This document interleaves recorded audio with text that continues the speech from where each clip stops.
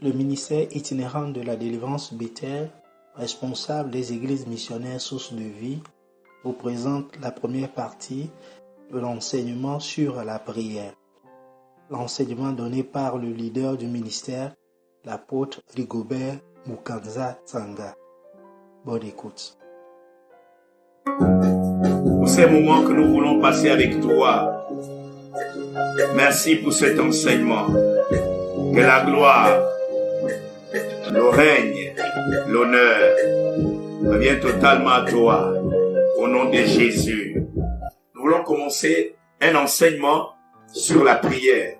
Mais c'est quoi la prière? La prière, c'est parler avec Dieu.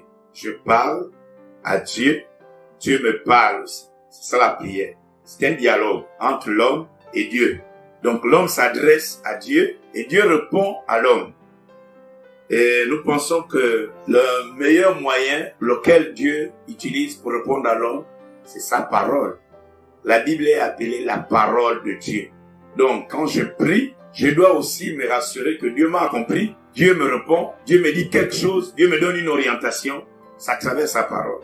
Or, l'habitude que nous avons, c'est qu'on fait un monologue. Donc, je m'adresse à Dieu et Dieu me répond principalement par sa parole, la Bible. Si je ne consulte pas la Bible, je pense que j'ai prié, je me suis adressé à Dieu, mais j'ai pas laissé Dieu la possibilité de me répondre.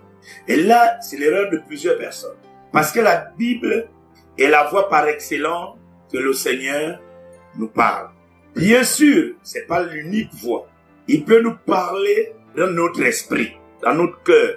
Nous venons de prier, et on attend une réponse de Dieu, il nous répond. Il peut nous répondre et nous écoutons comme une voix dans notre cœur ou bien même audible. Mais la principale méthode par laquelle Dieu parle, c'est sa parole. Donc la définition de la prière, c'est un dialogue. Je parle à Dieu, Dieu me parle aussi. Parce que je peux me tromper dans la manière dont je fais. Dieu me dit c'est pas bon. Ou bien je peux avoir une situation où Dieu me reproche. Il dit non, là mon fils, tu racontes des histoires, c'est pas comme ça, il faut dire faire comme ça. Mais c'est par sa parole que je serai orienté. Pourquoi nous prions? Donc l'importance de la prière. Si on ne prie pas, si on ne demande pas, si on ne parle pas à Dieu, il n'y aura pas de réponse. On est d'accord? Je peux avoir une intention. Ne réponds pas par rapport à l'intention. Non. Si on ne s'adresse pas à Dieu, si on ne parle pas, il n'y aura pas de réponse. Donc, on ne doit pas se limiter à l'intention. Et si on veut réussir, si on va avoir quelque chose, on s'adresse à celui qui détient toutes choses. C'est Dieu qui détient toutes choses. Donc, si je veux avoir quelque chose, je m'adresse à celui qui détient toutes choses. Mais je m'adresse à lui comment? Par la prière. Et nous voyons que si tu ne demandes pas, tu n'auras pas. Nous voyons que Jésus passait la majorité de son temps en prière sur la montagne.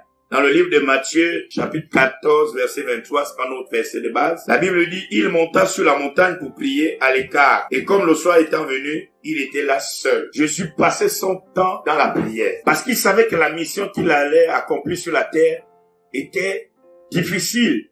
Il avait besoin du soutien du Père. Il avait besoin des orientations du Père. Mais les chrétiens aujourd'hui ne prient pas. Comment tu vas recevoir quoi? Sans la prière, tu t'entends à quoi? Tu t'entends quelle vie? C'est la prière, donc c'est la demande, l'adresse. Je parle à Dieu et Dieu me répond. J'ai besoin de quelque chose, je demande à Dieu. Et je demandais avec insistance. Parce que je m'adresse à lui et à chaque fois je consulte sa parole. Il me dit ce qu'il faut faire. Il me donne la parole nécessaire. Voilà pourquoi je continue à prier. Donc Jésus passait son temps dans la prière. Les apôtres aussi ont respecté ce chemin que le Seigneur avait montré. Dès le début de leur ministère, ils vont se rendre dans la chambre haute. Pas pour rire, pas pour faire le Congo ça, pas pour raconter. Mais c'était pour prier. Ils étaient dans la chambre haute pour prier, passer du temps dans la prière. Et c'est pendant qu'ils priaient intensement que Dieu a fait grâce aux apôtres, aux disciples. Il a envoyé son esprit le jour de la Pentecôte. Donc, l'importance de la prière est également démontrée par ce qui se passait dans la vie des apôtres. Même après l'arrivée du Saint-Esprit, Pour qu'il y ait des miracles et des prodiges, la Bible nous dit, ils persévéraient dans la prière. Actes chapitre 2, verset 42. Ils persévéraient dans la prière. On ne peut rien obtenir sans la prière. Tous ceux qui combattent la prière, tous ceux qui s'appellent hommes d'église, parce que j'ai du mal à appeler homme de Dieu, même si c'est un homme qui vous a influencé, un homme d'église qui vous a influencé, il faut savoir qu'il joue le jeu de Satan. Je vous dis que la prière, c'est le moyen par lequel on s'adresse à Dieu. Mais il y a des gens qui vous disent, oui, vous priez, vous avez quoi? Ils ont peur, ils ne veulent pas que les gens prient. Il faut prier intensement. Tout ce que j'ai pu obtenir dans ma vie, c'est pas la prière. Il n'y a pas autre chose. C'est des combats sur la terre. La terre là, il faut partir de ce principe. Je crois que je l'ai dit dans les autres enseignements. La terre là, il y a cette juridiction là. Dès que Satan est tombé du ciel, il a trompé l'homme qui détenait le pouvoir. Il a récupéré le pouvoir de l'homme au jardin d'Éden. Donc, il a l'autorité.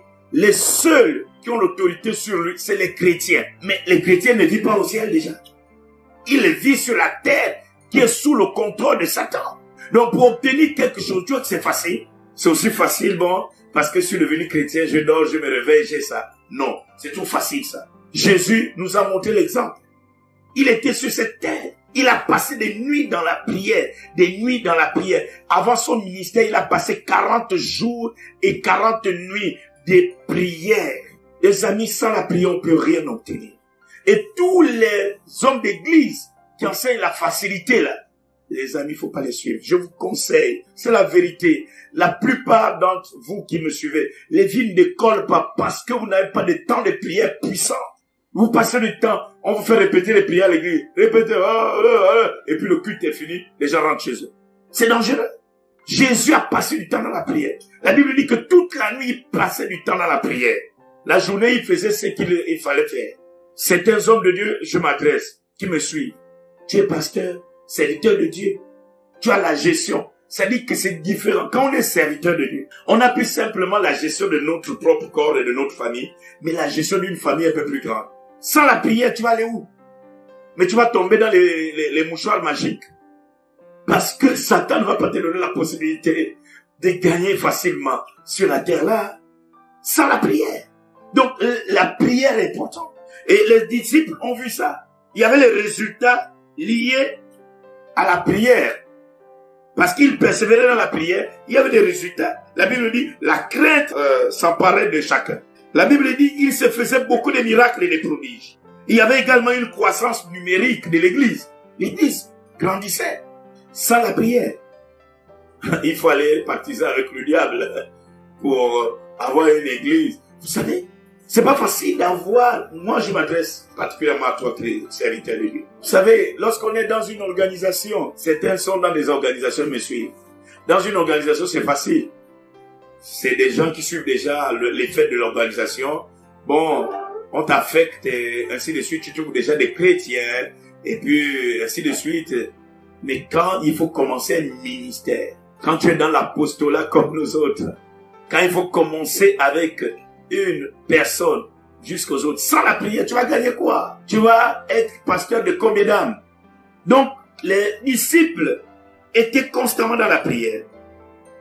La Bible dit qu'il n'y avait pas plus d'indigents parmi eux. Chacun d'eux avait le minimum. C'est dans la prière. Non, je ne vais pas vous parler de la prospérité mal enseignée par des ordres mystiques qui sont rentrés dans l'église. Je vous parle du minimum. Chacun d'eux avait au moins le minimum. Il n'y a pas d'indigents. Mais tout ça, c'est les résultats de la prière. La Bible dit, il persévérait dans la prière. Avant d'ouvrir notre bouche, Dieu sait ce qu'on doit dire, non? Matthieu 6, verset 8. Car votre Père sait de quoi vous avez besoin avant que vous lui demandez. Il le sait. Mais est-ce que d'autant on doit rester la bouche fermée sans demander? Non. Dieu sait ce que tu veux dire. Il connaît tout. Il sait tout. Mais il a donné un principe. Il faut t'exprimer. Pas la prière. Si tu ne pries pas, si tu ne demandes pas à Dieu, sache que tu n'auras rien. Faut pas suivre. Je vous dis la vérité. Aujourd'hui, nous qui avons connu le Seigneur dans les débuts des années 90, mais c'est plus ce qu'on voit aujourd'hui. Hein. Avant, les églises ont prié beaucoup. Aujourd'hui, non, on parle plus. On parle plus. On raconte beaucoup des histoires. On prie moins. Le temps de prière, d'adoration, de prière, c'est peu comme ça. On passe plus de temps à raconter des histoires. Mais, vous voyez, c'est ce qui fait en sorte que les chrétiens, il y a plus d'assemblées qui sont fréquentées par des personnes qui se disent chrétiens. Mais quand vous regardez leur vie sociale, leur vie spirituelle, ça ne décolle pas. Mais ça ne peut pas décoller si tu n'es pas mis de la prière. Il n'y a rien sans la prière. Tout ce qui se passe là, les amis, ce qui se passe, je suis rassuré. Parce que depuis plusieurs semaines, nous sommes en guerre dans la prière. Et nous savons ce que Dieu nous dit. Nous sommes rassurés. Ça va passer comme c'est venu. C'est déjà passé, les amis. Parce que le nouvel ordre mondial ne peut pas imposer sa loi totalement tant que l'Église est encore sur la terre. C'est pas possible. Qu'il impose sa loi totalement, il faut que son prince, donc, arrive. C'est-à-dire l'Antichrist, qui doit contrôler, qui doit être le chef de ce nouveau gouvernement mondial. Mais l'Église est encore là. On n'est pas encore enlevé. Tant qu'on est là, il y a le Saint-Esprit qui est là. Donc on régule encore la vie sur la terre. C'est ça la raison de notre présence sur la terre. La présence des chrétiens. Donc quand je prie, Dieu me donne. Et je suis convaincu de ce qu'il me dit. Mais sans la prière, je vais recevoir toutes ces convictions de qui? Je vais recevoir ces paroles de qui? Il faut que je m'adresse à Dieu pour qu'il me réponde. Donc la prière est très importante. Nous voulons voir donc les différents types de prières. Nous ne sommes pas parfois exaucés parce que nous prions très mal. L'ignorance des différents types de prières est l'une des causes qui fait en sorte que on gagne pas vraiment, on n'obtient pas ce qu'on veut. Parfois, on fait une prière qui n'est pas convenable à la place de celle qui devait être convenable. Dans le livre de Matthieu au chapitre 6, versets 9 à 13, Jésus nous montre comment nous devons prier. C'est notre passage de base. Mais même dans les églises dites évangéliques, protestantes, de réveil, tu écoutes les gens qui font notre Père, répéter notre Père qui est aux cieux. Ça, c'est le désordre. C'est la comédie. Il y a trop de distracteurs dans les assemblées. Donnez les gens la possibilité de prier que de faire répéter les gens cette prière. Dieu ne vient pas dire répéter. Il a dit voici comment vous devez prier. Voici la méthode. Regardez la méthode. On s'adresse à Dieu au nom de Jésus. Quand on prie, on a notre texte de base. Mais je donne d'abord comment on procède pour arriver aux différents types de prières. Quand on prie au nom de Jésus. On ne prie pas au nom du sang de Jésus. On ne prie pas au nom de la gloire de Jésus. On ne prie pas au nom du Père, du Fils et du Saint-Esprit. On ne prie pas. Le Saint-Esprit n'est pas mort à la croix. Le Père n'est pas mort à la croix. Celui qui est mort à la croix, c'est Jésus. Quand vous voyez un pasteur qui vous fait répéter la prière au nom du Père, du Fils et du Saint-Esprit, c'est un sataniste. Parce qu'il regarde la Bible. Il sait. Jésus dit, vous direz ça à mon nom. Vous prierez le Père à mon nom. C'est au nom de celui qui nous relie au Père que nous prions. On ne prie pas au nom de Dieu. On ne prie pas au nom de l'Éternel. On ne prie pas au nom du Saint-Esprit. On prie au nom de Jésus-Christ. C'est très important parce que j'ai vu beaucoup d'erreurs, parfois même dans les médias, de certains hommes de Dieu et pourtant formés dans les écoles de théologie, les écoles de théologie biblique là. Il dit au nom du Père, du Fils et du Saint-Esprit. Le peuple répond Amen. Réponds jamais ça. Dès que tu réponds, tu as accepté, tu as dit oui, je suis d'accord. Tu as répondu à la prière d'un sataniste. On prie au nom de Jésus-Christ, pas au nom du Père, du Fils et du Saint-Esprit. Faut plus jamais répondre comme ça. Donc, revenons donc à notre texte de base. Je vais lire Matthieu chapitre 6, versets 9 à 13. Voici donc comment vous devez prier. Notre Père qui es aux cieux, que ton nom soit sanctifié, que ton règne vienne, que ta volonté soit faite sur la terre comme au ciel. Donne-nous aujourd'hui notre pain quotidien. Pardonne-nous nos offenses comme nous aussi nous pardonnons à ceux qui nous ont offensés.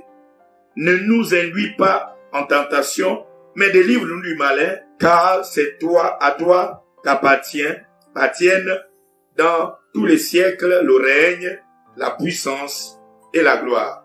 Amen. Dans ce modèle, le Seigneur Jésus voulait nous présenter les différentes parties qui constituent la prière. Et nous appelons ces différentes parties qui constituent la prière des types de prière. Il y a 4 types de prière. Le premier type de prière, c'est l'adoration et la louange. Le deuxième type de prière, c'est la confession. Le troisième type de prière, c'est l'intercession qui est en 2 volets. L'intercession qui est en 2 volets, la demande, donc la supplication, et la prière d'autorité.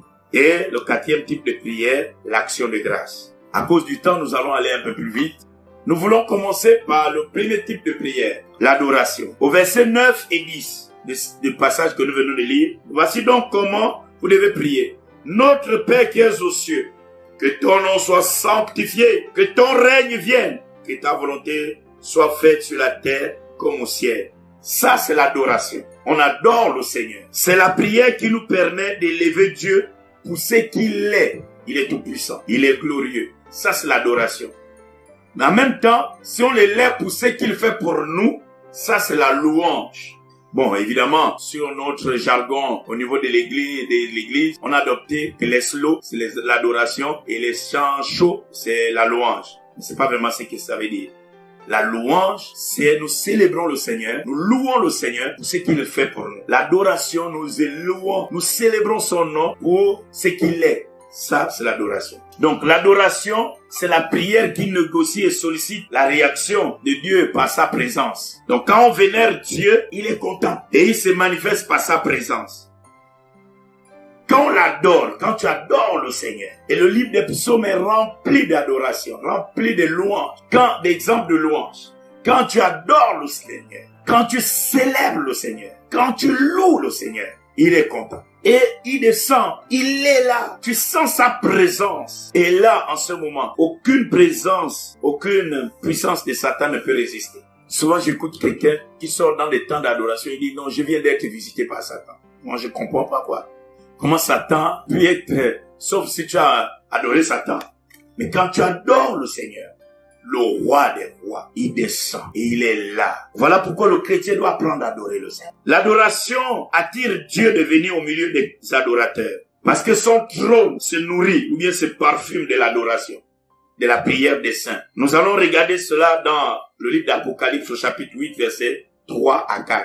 Et un autre ange vint, et il s'éteint sur l'autel, ayant un encensoir d'or. On lui donna beaucoup de parfums, en fait qu'il les offrit avec les prières de tous les saints sur l'autel d'or qui est devant le trône, avec les prières des saints. Et puis la fumée des parfums monta avec les prières des saints de la main de l'ange devant Dieu. Vous voyez ce que ça fait l'adoration. Quand tu adores le Seigneur, Dieu est content parce que ça monte comme un parfum d'une bonne odeur. Voilà pourquoi il y a toujours des effets quand on adore le Seigneur. Jésus l'a ressenti. Jésus lui-même, quand il adorait le Père, il vivait ses effets. Il vivait ses effets. L'aspect de son visage changeait et son vêtement était devenu plus blanc. Luc 9, verset 29. Parce qu'il y a la présence de Dieu. Pendant qu'il priait, l'aspect de son visage changea et son vêtement devint d'une éclatante blancheur. Lorsque Jésus priait, quand il adorait le Seigneur, il y avait la présence des anges. Donc, l'adoration est une prière importante, très importante. L'adoration attire Dieu. Comment tu vas demander à Dieu, faire Dieu des supplications, on va arriver là-bas, si lui-même il n'est pas attiré déjà par ton adoration? Parce que l'adoration attire la présence de Dieu. Le deuxième type de prière, c'est la confession. Au verset 12, pardonne-nous nos offenses, comme nous aussi, nous pardonnons à ceux qui nous ont offensés. Oui, c'est la prière qui nous permet de nous rapprocher de Dieu. Tu ne peux pas te rapprocher de Dieu si tu n'es pas propre. Dieu ne t'écoutera pas. C'est cette prière qui nous permet de se débarrasser de toutes sortes de péchés, sachant que le péché empêche Dieu de nous écouter. Ésaïe 59, verset 1 à 2. Non, la main de l'Éternel n'est pas trop courte pour nous sauver, ni son oreille trop dure pour nous entendre. Mais ce sont nos crimes qui mettent une séparation entre vous et votre Dieu. Ce sont nos péchés qui nous cachent sa face et l'empêchent de nous écouter. Donc, nos péchés empêchent Dieu de nous écouter. Tu peux crier, tu peux rouler à terre.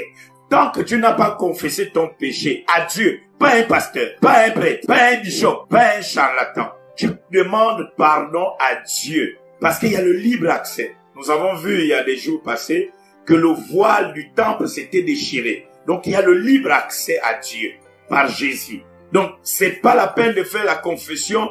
J'écoute des gens dire, si tu ne confesses pas devant ton pasteur, ton prêtre, ton bishop ou quoi, ils ont beaucoup de titres là bizarres, ça ne marchera pas.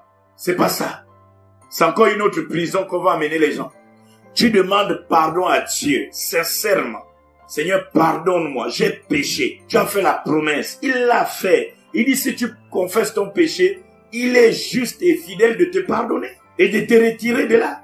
Dès que tu as demandé pardon, tu as le libre accès de t'adresser à Dieu. Donc, la confession est une prière défensive pour le chrétien.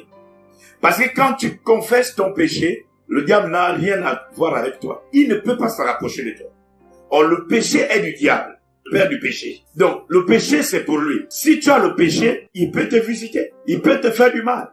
Voilà pourquoi, pour atteindre un chrétien, le diable va utiliser le péché. Parce qu'il ne peut pas atteindre un chrétien sans le péché. C'est le péché qui donne accès au diable de toucher le chrétien. Donc, cette prière ne permet pas à Satan de nous atteindre. Cette prière n'attaque pas Satan, mais elle nous protège contre Satan. La confession n'attaque pas Satan, mais c'est une prière défensive. Elle n'est pas offensive. Nous attaquons le troisième type de prière, c'est l'intercession. Intercéder, c'est prier en faveur de quelqu'un, d'une nation ou de soi-même. C'est ça, intercéder. Je dois prier en faveur de la nation, du Gabon, en faveur du monde comme on le fait depuis plusieurs semaines. C'est ça, intercéder. En faveur de mes enfants, en faveur de moi-même, en faveur de quelqu'un d'autre. Mais il y a deux volets dans la prière d'intercession. Le premier volet, c'est la prière de supplication, donc la demande. Donc si je prie, comme on a prié pour le monde, pour l'Afrique, prenons un exemple. Donc on a fait des demandes à Dieu.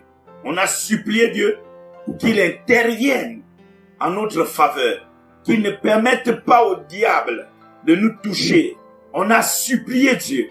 On a demandé à Dieu qu'il intervienne. Ça, c'est la prière de supplication dans l'intercession. Là, on a prié en faveur de l'Afrique. Mais la prière qu'on a utilisée, c'est la supplication, la demande à Dieu. Le verset qui nous donne appui, c'est le verset 11 de notre passage de base. Donne-nous aujourd'hui notre pain quotidien. Tu vas pas dire, je commande que le pain arrive. Ça va pas marcher. Tu sollicites, tu négocies, tu demandes, tu implores, tu supplies Dieu pour qu'il te donne du pain. Ça, c'est la supplication dans l'intercession. La demande, la supplication. Donc, la personne, je l'ai déjà dit, le deuxième volet de la prière d'intercession, c'est la prière d'autorité. C'est que d'aucuns appellent la prière du combat spirituel. C'est la prière d'autorité. Mais délivre-nous du malin. Verset 13. La personne déclare dans la prière d'autorité, la personne déclare la faisabilité de la chose au nom de Jésus. Il ne demande pas, il ne supplie pas. Là, il exerce son pouvoir de domination. Jésus t'a délégué son pouvoir. Voici, je te donne le pouvoir. C'est là où il faut exercer ce pouvoir. Donc, la prière d'autorité, c'est la prière où le chrétien, parce que c'est que le chrétien qui veut prier à Dieu, où le chrétien déclare la faisabilité de quelque chose, mais au nom de Jésus. Donc, c'est la prière qui permet à l'homme d'exercer son autorité sur la puissance de Satan. Luc 10, verset 19, c'est là où, voici, je vous donne. Jésus a déjà transféré.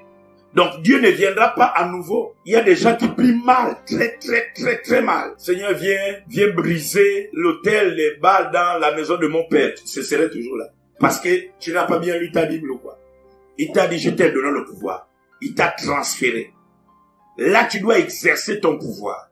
Par exemple, je prends, nous avons prié pour briser les forces, les plans qui se font dans les barrages hydroélectriques, c'est-à-dire comme les Pingélé, les Chimbélé, il y a des sirènes là, et il y a des plans qui se font là, qui se concoctent là pour des nations.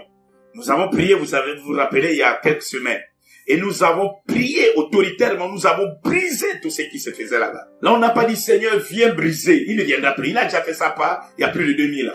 Et il nous a transféré ce pouvoir. Là, c'est toi qui dois briser. À son nom, tu as le pouvoir de le faire. Et ça va s'accomplir. Donc, la prière d'autorité nous permet de décider au nom de Jésus. Et la supplication permet à Dieu de décider. Il y a deux choses. La supplication, c'est Dieu qui décide. La prière d'autorité, c'est nous qui décidons à son nom, au nom de Jésus. C'est ça la différence. Voilà pourquoi les gens sont comme, je ne sais pas, Isaac quoi, excusez-moi, je vais parler un peu en français trivial. C'est-à-dire que les gens sont comme mongols, des chrétiens bizarres, des chrétiens sans autorité. Là, il faut briser, il ne le fait pas. Il le supplie. Tu supplies quoi? Est-ce que ça, là, c'était pour supplier? Dieu t'a montré qu'il y a un hôtel de Baal, il y a un hôtel de fétiche dans ta famille. Tu dis, Seigneur, viens détruire. Ça va rester, ça va continuer à tuer les gens. C'est toi qui dois détruire ça à son nom. Parce qu'il t'a transféré, on a vu ça dimanche. Il t'a déjà transféré, là, c'est ça la Pâque, non? La deuxième partie de la Pâque. Le transfert du pouvoir. Si les choses sont celles qu'elles sont jusqu'aujourd'hui, c'est parce que les chrétiens n'ont pas encore décidé. Le jour que les chrétiens vont commencer à décider, il y aura beaucoup de choses qui vont changer. Si j'ai besoin d'argent, est-ce que je vais décider? Je commande d'avoir l'argent, ça ne m'aide pas. C'est une mauvaise prière. Je vais supplier Dieu. Je vais demander. Mais si Dieu m'a montré que dans un rêve, je dors, il y a quelqu'un, mon enfant est en train de faire un accident. Je me lève et je commande, je détruis ce programme au nom de Jésus. Je ne dirai pas, Seigneur, viens, tu vois l'accident là, c'est mal prié. J'espère que tu vas plus prier comme tu priais bizarrement. Alléluia. Elimas était un magicien dans la Bible. Actes chapitre 13, versets 6 à 12. Je vous donne maintenant quelques exemples de prières d'autorité. Elimas était un magicien. Il prospérait dans la magie. Dieu le voyait. Dieu savait qu'un jour, plus tard, quand il y aura le jugement, il rendra compte. Mais, les amis, Paul n'avait pas voulu qu'il continue à persévérer dans le mal. Paul avait décidé d'arrêter sa mésaventure. Il déclare dans le nom de Jésus, je te rends aveugle pendant 3 jours. Ça s'arrête. Et le proconsul qui barrait la route s'est converti. Ça, c'est une prière d'autorité. Il n'a pas dit Dieu viens. Tu vois, il y a quelqu'un qui veut obstacle. On veut aller faire l'évangélisation. Il y a le proconsul qui veut se convertir. Mais Dieu vient. Non, on prie mal. Là, tu allumes. Au nom de Jésus, il est aveugle de la gloire de Dieu. Les gens voient. Ça c'est fort, hein? Ils vont laisser passer. Ils vont croire au Seigneur. Un autre exemple se trouve dans 1 Timothée 1, verset 18 à 20. Et 2 Timothée 2, verset 16 à 18. Alexandre et Hyménée étaient dans l'hérésie. Donc ils faisaient la fausse doctrine. Et ils entraînaient le peuple de Dieu hors de la parole de Dieu. Dieu les voyait, non? Mais Dieu savait qu'un jour, ils rendront compte devant lui. Mais il y a quelqu'un qui a dit non, ça ne doit pas continuer. Parce que sinon le peuple va le suivre. Paul ne pouvait pas les laisser prospérer dans leur mal, écoutant leur vie et libérer le peuple de leur emprise. Au nom de Jésus, il a livré Hyménée à Alexandre. Ils sont morts. Prière d'autorité, on ne joue pas. Vous savez, les gens jouent encore avec les chrétiens parce qu'il y a trop de mélange dans les églises. Il y a trop de chrétiens façon. Les gens qui ne suivent pas Jésus, il va à l'église, il tape les mains, il boit son vin, il couche avec les femmes à gauche à droite, avec les femmes mariées à gauche à droite, il vole l'argent, il est dans les compromissions. C'est normal. Celui-là, il ne peut rien faire. Même quand il va dire au nom de Jésus, ça ne va pas marcher. Satan va se moquer. Mais quand tu es sérieux avec le Seigneur, quand il s'agit de supplier la grâce de Dieu, tu la supplies. Quand il s'agit d'utiliser ton autorité, tu dois le faire. Alléluia. La puissance, donc la prière d'autorité, est liée à la connaissance de la parole de Dieu. Si tu ne connais pas la parole de Dieu, tu risques de voir quelqu'un te faire au bureau. Oh non, bon, on va l'envoyer ici. Tu vas utiliser ton ego. Jésus. Parce qu'il y a un qui accepte ça là-bas. Il accepte, il faut que la prière là soit conforme. Tu décides à son nom, mais il faut qu'il accepte. Pour qu'il accepte, il faut que la prière soit conforme. Il ne faut pas utiliser ton ego. Ou bien tu parles parce qu'on a dit confinement. Tu sors, il y a un militaire que tu ne passes pas. Tu dis, au nom de Jésus, tu vas voir ce qui va t'arriver. Il n'y aura rien qui va l'arriver. On t'a dit, il faut rester à la maison. Donc, c'est un problème de la connaissance de la parole de Dieu. Voilà pourquoi les gens sont dans des bizarres choses. Le christianisme est devenu bizarre parce que les défenseurs du christianisme sont moins. Les gens qui suivent le Seigneur sont moins. Ils sont sérieux. Il y a trop de boutiquiers, il y a trop de bandits, il y a trop... Je ne sais pas les termes qui me viennent. Donc, c'est très important de connaître la parole de Dieu. Parce que c'est la parole de Dieu qui donne à celui qui exerce la prière d'autorité la confiance. Donc, la foi. La foi vient de ce qu'on attend. Et ce qu'on attend vient de la parole de Christ. Pour nous, les chrétiens. L'autre qui croit à Satan, il va croire aux enseignements de Satan. Sa foi en Satan va être basée sur ce que Satan dit.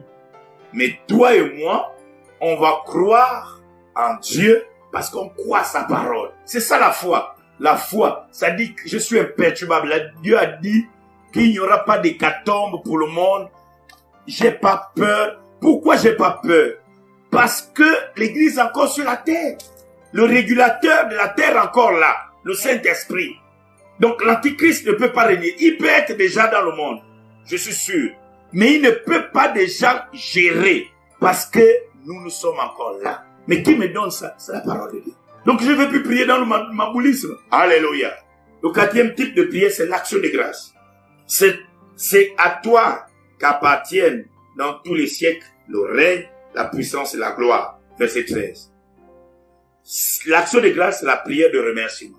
L'action de grâce est une prière de reconnaissance qu'on adresse à Dieu après son intervention. Dieu a intervenu. Les gens sont en train de subir. On a prié, Dieu nous a répondu. Dieu nous a répondu. Donc Dieu est avec nous. Nous, on a besoin de faire la prière, le quatrième type de prière, l'action de grâce, la prière de reconnaissance, de remerciement. Bien-aimés dans le Seigneur, nous avons démarré cette série d'enseignements sur la prière. C'est pas fini. La conclusion de ce soir, parmi ces 4 types de prières que nous avons vus donc, l'adoration, la confession, l'intercession, il y a 2 volets, et l'action de grâce, ces 4 types de prières, il n'y a que 2 types de prières qui est pour Dieu, qui sont au bénéfice de Dieu. L'adoration et l'action de grâce. Les 2 autres types-là, c'est pour nous. Si tu ne confesses pas, Dieu ne va pas t'écouter et le diable va te manipuler. Donc, tu es bénéficiaire de ce type de prière. Mais également, l'intercession. Quand tu demandes, quand tu pries en faveur, tu sollicites ou tu combats en faveur, c'est pas pour en faveur de Dieu. C'est pour toi. Donc, 2 types de prières sont pour nous, 2 types de prières pour Dieu. Mais quand vous observez bien, nous sommes beaucoup plus égoïstes. On demande beaucoup à Dieu. On combat plus et on fait des confessions pour nous être propres. Mais adorer le Seigneur, on a du mal à le faire. Remercier le Seigneur, on a du mal à le faire. Il faut apprendre à le faire. Donc, nous voulons bénir le Seigneur pour cette première partie de notre série d'enseignements sur la prière. Et je sais qu'assurément il y a des gens qui veulent donner leur vie au Seigneur. Je voudrais vous encourager. Si tu n'es pas chrétien, si tu n'as pas donné ta vie au Seigneur, Dieu ne peut pas t'écouter. Tu bénéficies de la grâce générale. C'est-à-dire que le soleil se lève sur les bons et les mauvais. Mais tu ne peux pas bouger le trône de Dieu parce qu'il ne te connaît pas. Tu n'as pas la marque. Tu ne peux pas t'adresser à lui. Celui qui s'adresse à lui, c'est celui qui a reconnu l'autorité de Jésus, qui a demandé pardon à Dieu et qui marche désormais avec Jésus.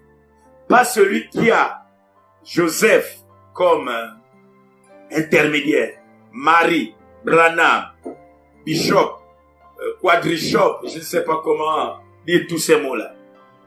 Il suffit d'avoir le seul maître, Jésus, le seul intermédiaire. Si tu l'as, c'est bien. Si tu ne l'as jamais reçu, je te donne la possibilité. Je vais donner ta vie au Seigneur, de répéter après moi. Seigneur Jésus, je croyais que je te connaissais. En réalité, je ne te connaissais pas. Je ne te connais pas. Voilà pourquoi je me rends compte que mes prières ne sont pas exaucées. Voilà pourquoi je suis toujours manipulé par le diable. Mais ce soir, je vais te donner ma vie. Voilà pourquoi je reconnais mes péchés. Je reconnais mon péché. J'ai péché contre toi. J'ai mené ma vie comme je voulais. J'ai fait ce qui est mal à tes yeux. Je me suis parfois entêté lorsqu'on m'a présenté ta parole. Je te demande pardon. Pardonne-moi, Seigneur. Et lave-moi par ton sang. Maintenant, je t'invite dans mon cœur. Je t'invite dans ma vie comme mon sauveur et mon unique maître, mon Seigneur. Viens prendre la première place. Fais de moi ce que tu veux. Merci, Seigneur. Merci, Seigneur. Merci, Seigneur. Parce que je suis devenu chrétien. Merci, Jésus. Je vais maintenant prier pour toi. Seigneur, tu vois toutes ces personnes qui ont donné leur vie ce soir à toi. Je prie au nom de Jésus. Je prie au nom de Jésus. Je prie au nom de Jésus que Satan n'a plus rien à voir avec eux. Ils sont désormais tes enfants. Satan, tu ne peux plus les toucher parce qu'ils sont désormais la marque. Merci Seigneur de les recevoir dans ton royaume. Merci pour la grâce que tu as accordée ce soir. Que l'honneur et la gloire te reviennent au nom de Jésus. Amen.